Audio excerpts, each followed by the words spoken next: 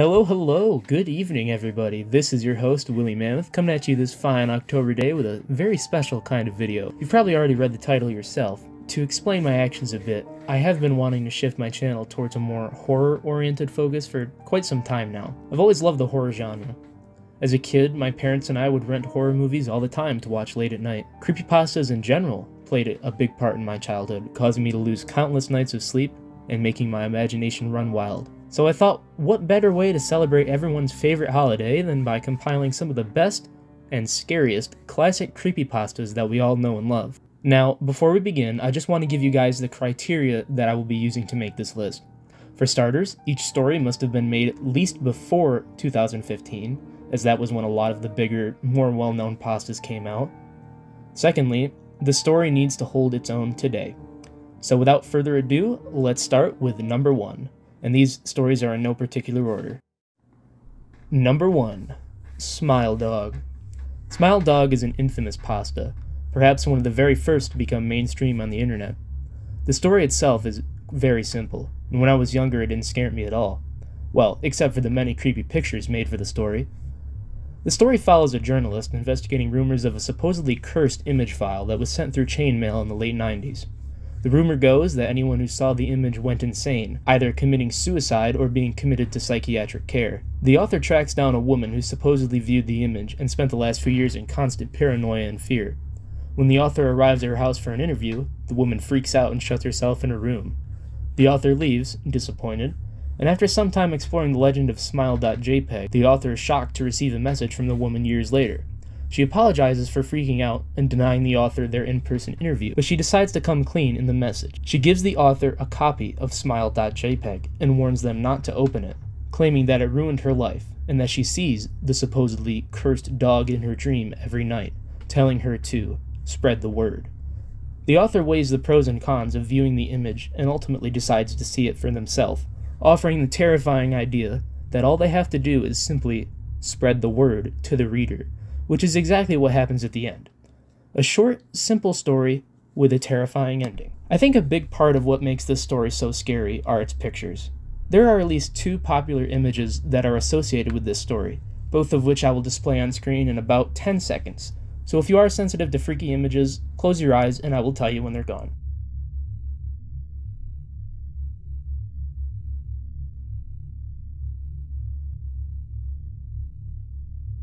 Okay, the images are off screen now. Looking back almost a decade later, these pictures aren't really that scary, but they certainly kept me up many nights back then. The pictures at least do add an element of realism to an otherwise outlandish story. Smile Dog would even go on to inspire similar picture or file-themed pastas in the future. The concept of a cursed photograph is actually pretty horrific if you think about it, a modern eldritch horror if you will. Imagine one day you're scrolling through your social media feed when you stumble upon an image so horrifying, so incomprehensible, that it drives you mad and ruins your life. That, to me, is scary. A story so simple as Smile Dog impresses me more than a decade later after I first discovered it. That there is an example of damn fine writing. Number 2. JVK1166Z.ESP. JVK1166Z.ESP, which I am going to refer to as just JVK for simplicity's sake, is one of the few gaming creepypastas that ever managed to freak me out, and it still does to this day. JVK was a supposed mod file for the Elder Scrolls 3 Morrowind that was uploaded onto a Morrowind forum back in the day. Users that tried to install this file believed it was a form of malware, as it would cause the game to hold in the initial load screen for up to an hour before crashing, and then going on to corrupt your Morrowind files. Eventually, the modding community figured out that the mod works when you use DOSBox for some reason. Anyway, the first thing that players who installed JVK were greeted with was the ominous message that the prophecy has been severed. Which, if you've never played Morrowind before, that basically means that an NPC essential to the main quest has been killed. Upon investigation, players came to the horrific realization that every single NPC having to do with the main quest is now dead.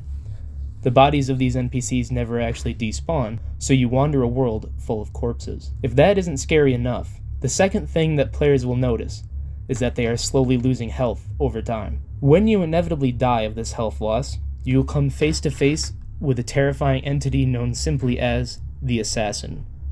The Assassin is completely black, as if it is a tear in the very fabric of space. It crawls around your dead body like a spider before the player can reload a save. Players can even spot the assassin roaming in the background during their nightly adventures in Morrowind. After playing the game for some time, players then discover a new NPC which sends them on a quest. After doing this quest and waiting about 24 hours in-game, periodically healing so as not to die, the player was startled by a loud scream. The assassin had made a terrifying shriek so loud that it made the player jump. The assassin now shrieks when it is about to attack the player, which can be extremely horrifying when you are roaming the Morrowind countryside at night or exploring a dark dungeon. Now, I'm not going to go too much in depth into this story because I highly recommend you give it a read yourself, but players that have gotten this far claim to have seen the assassin appear in their unmodded Morrowind games, something that certainly isn't possible unless the mod is indeed a virus. NPCs that once roamed the streets have stopped, with the player being unable to even interact with them.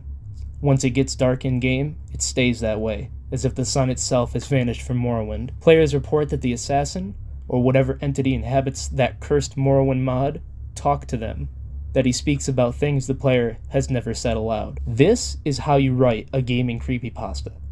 No hyper-realistic blood, no stuffed plushies coming to life, just pure terror mixed with a sense of overwhelming dread from the unknown. The build-up of the assassin and what happens to a player's save game is incredible, something you just don't see in gaming pastas anymore, or even before JVK came out. If you are an Elder Scrolls fan like I am, I highly recommend you give this story a read, as it still freaks me out to this day. Number 3. Cave Children. Now before we move on to this entry, I just want to give a quick trigger warning, as this story contains a pretty graphic sexual assault and murder scene.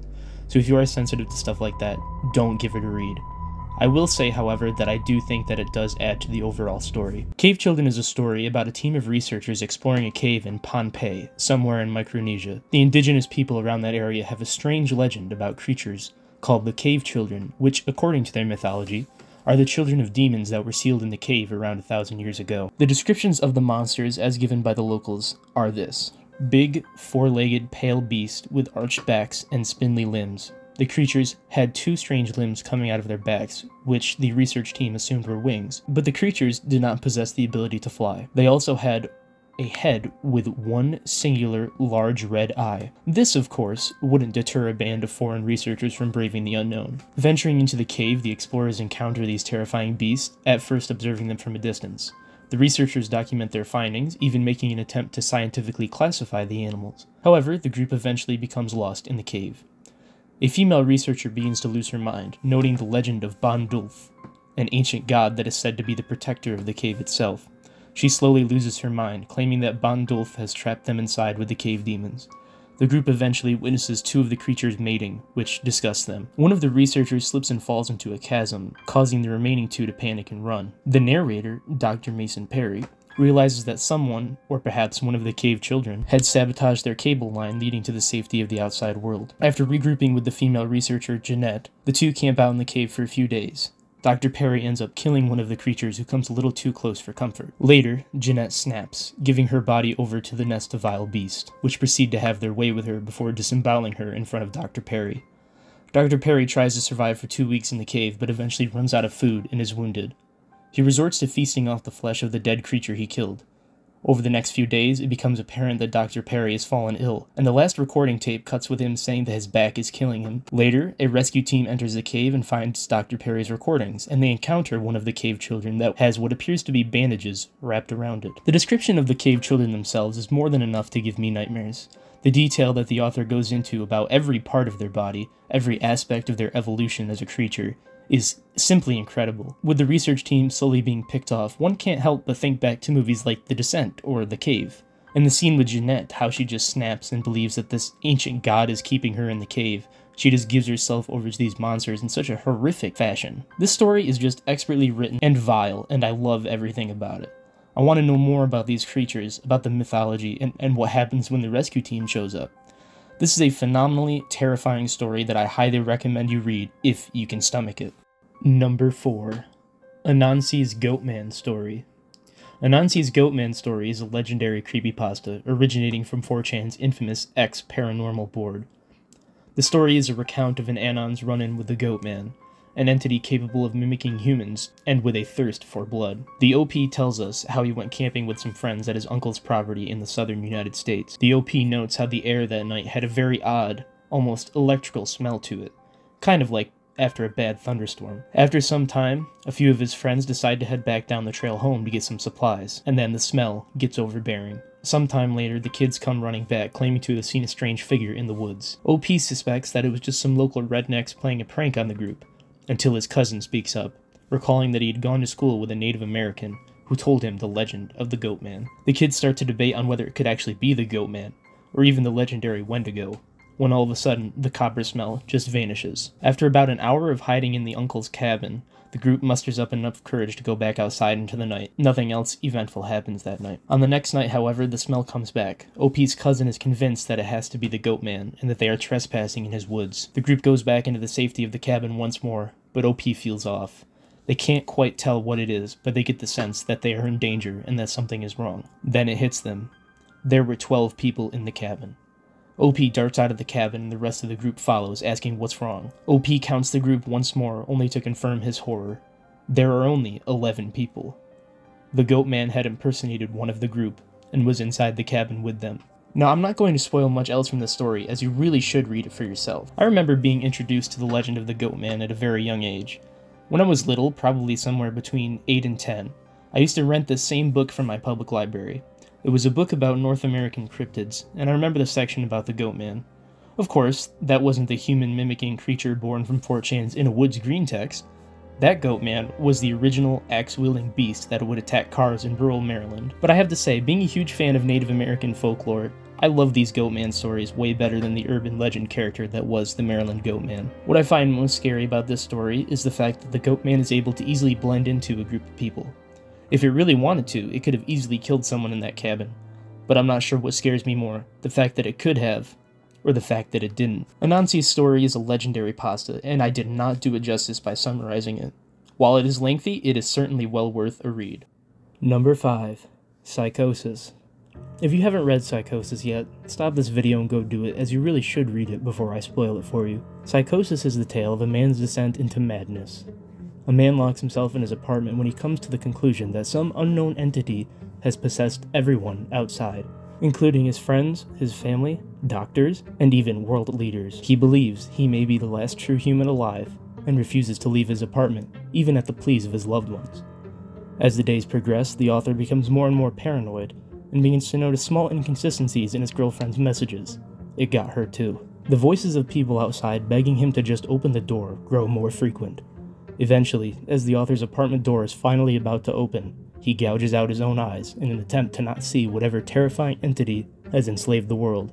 The author is then sent to a psychiatric facility where he is taken care of by what he believes to be this entity. The perspective then changes to that of his doctor, who is revealed to be the entity, or at least one of its puppets. Let me read to you the very last paragraph of Psychosis. The doctor read the paper the patient had scribbled on. It was barely readable, written in the shaky script of one who could not see. He wanted to smile at the man's steadfast resolve, a reminder of the human will to survive, but he knew that the patient was completely delusional. After all, a sane man would have fallen for the deception long ago. The doctor wanted to smile. He wanted to whisper words of encouragement to the delusional man. He wanted to scream, but the nerve filaments wrapped around his head and into his eyes made him do otherwise. His body walked into the cell like a puppet, and told the patient once more that he was wrong, and that there was nobody trying to deceive him. Man, I love that twist ending. The build-up of the author's slow descent into paranoia, not trusting anyone, not even his own eyes in the end, only for him to end up in the clutches of the entity that the reader believed was just in his mind. You rarely see such a good twist ending like that in the horror genre, let alone in creepypastas. One can harken back to movies such as Saw or The Descent, both of which had fantastic twist endings that you'd still rarely see today. The entity in this story is very much like that in the Netflix original Bird Box, in that you must see it with your own eyes to be killed by it. It's not really explained what happens to people in this story that see it, but we can obviously say that it isn't good. Number 6. Servine Birth. Servine Birth is a weird one. The story is about an art project uploaded to YouTube by an amateur video artist sometime in 2009, and after many complaints by the site's users, it was taken down. The video starts with a pan over a foggy meadow, before slowly zooming in on a white shape in the distance. The white shape turns out to be an albino deer, which meanders about before staring into a vanity mirror. The deer's eyes are blood red, a combination of its albinism and what appears to be some sort of infection. The deer stares into the mirror for about a minute before its reflection begins to move differently than the actual deer does. The deer's reflection then begins to contort grotesquely as the camera pans out, revealing the actual deer laying on the ground. Suddenly, black liquid begins to ooze out from under the animal, signifying that it is about to give birth. Most people who saw this video claim to have noped out at this point. The deer proceeds to give birth to a half-deer humanoid being, as audio and footage from an audience applauding starts to play. The short film ends after a 5-minute black screen, with the sounds of unintelligible speech. Some internet users claim that the full video is still available elsewhere online, in sites like BitTorrent, or even the deep web. The video sparked backlash for its creator, as many could not understand how such a disturbing piece could be faked. The creator of Cervine Birth supposedly made a number of other unnerving videos before they created the infamous deer video. I myself have actually seen part of the supposed video years ago. I was actually exploring another legendary creepypasta website called Normal Porn for Normal People, which is not an entry on this list, but I really recommend you go give that story a read, as it is quite disturbing. I remember seeing the opening shot with the foggy meadow, and the deer slowly coming into frame. I never saw the humanoid baby, as the video I saw seemed to only be the first few minutes of the full film, but it was still quite creepy nonetheless. What makes this story so scary is how surreal it is. We have this very foggy meadow, which is a scene straight out of Silent Hill.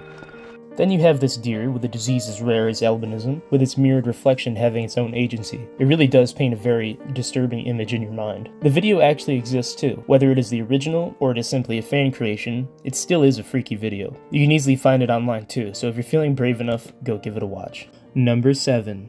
God's Mouth. God's Mouth is the second cave-themed story on my list. The story revolves around an expedition into a cave aptly named God's Mouth. A man and a woman plan to venture into this cave for themselves, ignoring the wooden sign outside reading, "God's Mouth Cave, keep out." The cave was dark, with the lights from their dim headlamps being the only guide that they had. Deep within the cave, the pair begins to argue. The woman didn't even want to go on this trip in the first place. It was at the behest of the narrator that she went along. After arguing for some time, the pair decide to call it a day and head home. But it soon becomes apparent that they have become lost within the cave. Walking around in the dark, the two end up finding an unnaturally worn rock, which amazes them. Suddenly, the narrator's head is struck by the ceiling of the cave. Pointing his light upwards, he is shocked to see that the cave ceiling is getting closer and closer to him. The two continue to try and find their way out of the cave, but to no avail. As the cave gets more and more narrow, and the ceiling presses down on them, it becomes clear that the cave is going to be their final resting place. The pair ends up getting separated in the darkness, and the narrator hears the woman screaming from behind the rock wall. The narrator begins to accept his fate, and as the walls of the cave close in on him, he can see a hand with painted nails being devoured by the rocks. God's Mouth was one of the very first creepypastas I have ever read, and it is still one of my favorites to this day. The story is very Lovecraftian, which is probably why I'm a huge Lovecraft fan now. The cave itself is alive, or if you really want to go the extra mile, you can say that the cave literally is God's Mouth. The author personifies the cave by giving it human qualities, which makes it all the more creepy in my opinion. This story is rather short, but it certainly does get its points across in a great way. If you can't tell already, I love horror stories that revolve around caves. There's just something about unexplored spaces underground that really intrigues and frightens me. Number 8. Portraits.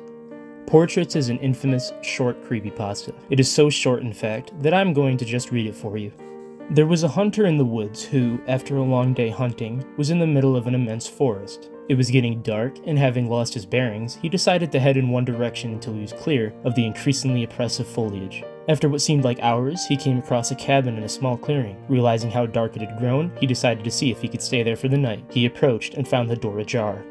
Nobody was inside. The hunter flopped down on the single bed, deciding to explain himself to the owner in the morning. As he looked around, he was surprised to see the walls adorned by many portraits, all painted in incredible detail. Without exception, they appeared to be staring down at him, their features twisted into looks of hatred. Staring back, he grew increasingly uncomfortable. Making a concerted effort to ignore the many hateful faces, he turned to face the wall, and, exhausted, he fell into a restless sleep. Face down in an unfamiliar bed, he turned blinking in unexpected sunlight. Looking up, he discovered that the cabin had no portraits, only windows. God, I love this story. It's so simple, yet has such a horrifying twist ending. Portraits has everything I love in a good horror story.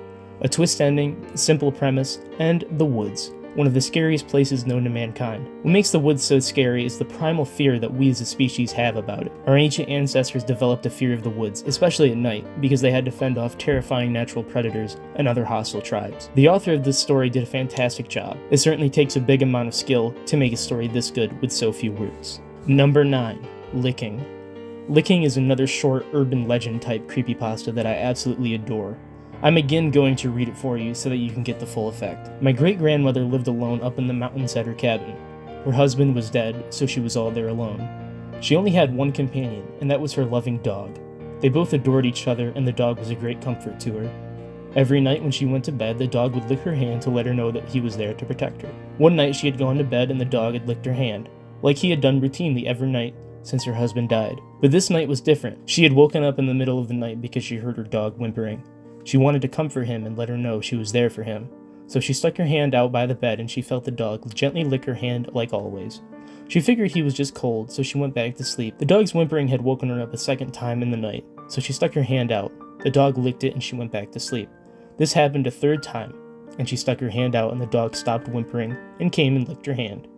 She stayed awake a few moments afterward, and she went back to sleep again. In the morning, she woke up and stuck her hand out by the bed, but nothing licked her hand. She thought the dog had already awakened, and was just in the front room. She rolled over and got out of bed, and heard a drip, drip, drip, drip. She thought the sound was coming from the kitchen, so she walked over and turned the handles on the sink faucet. But it wasn't the source of the noise. After frustratingly checking the sink and its pipes, she gave up and continued into her bathroom to take a shower.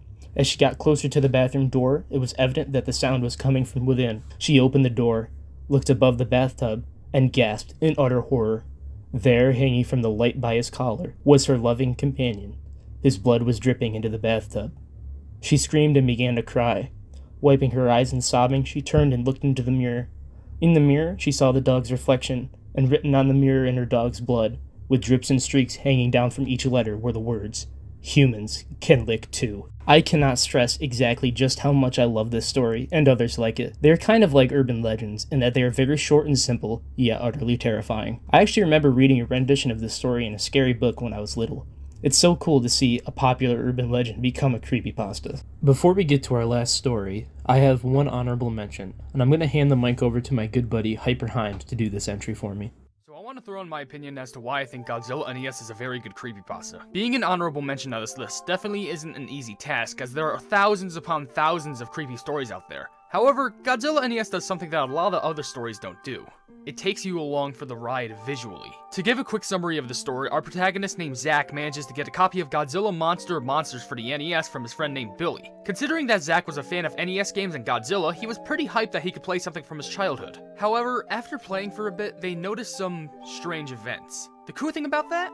We actually get to see them for ourselves. Throughout the whole story, there are screenshots provided that help visualize what Zack is going through. From the very beginning, where everything just looks like an average glitch, to holy frick, what is that?! Another thing that's impressive is the effort that Cosbydaff, who's the creator of the story, went through to create these sprite images. They're a professional artist and an amazing pixelated art maker. They not only add entirely new monsters, but monsters that aren't even from the original game, but have appeared in the original Godzilla movies. I recommend reading the story or listening to one of the many narrations of the story online. But that actually leads me to my last reason why I think the story is so great. At least to me personally, I think it's the story with the highest chance of people actually playing it for themselves. I mean, think about it. There obviously exist gaming creepypastas that has footage or pictures, so it also hooks you into the story and help you get involved. The most notable example of this is probably one of the greatest gaming creepypastas to be written, Ben Drowned, a Legend of Zelda creepypasta created by Deducible. I really do think the story is great, don't get me wrong, but here's the thing. Do you think it's possible to replay the entirety of what happened throughout Ben Drowned? It definitely could be possible, but I've never seen anyone really attempt to recreate that. However, I've seen a good amount of people evolve and turn Godzilla NES into something greater. And if that's not good enough, then also consider that Cosbydaff is working on a sequel known as Godzilla Replay. Currently, it's unfinished, and I don't know if there's going to ever be an estimated finish date, but I'll let them take their time. We turned a simple, long creepypasta story into all of this!